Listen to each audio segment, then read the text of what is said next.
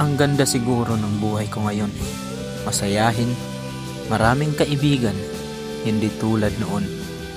Nakabuntot sa'yo na pinakamamahal ko.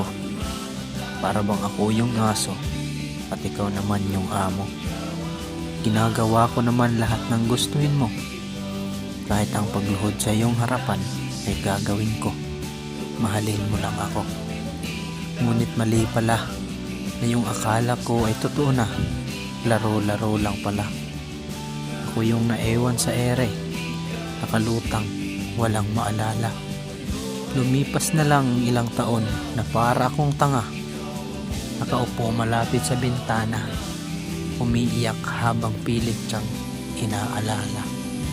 Hindi ko nga lubos maisip na sa bawat tag-ulan na dumadaan ay nakikita ko pa rin ang aking nakaraan, na kung saan ako na yung nasaktan, pinaglaruan at iniwan.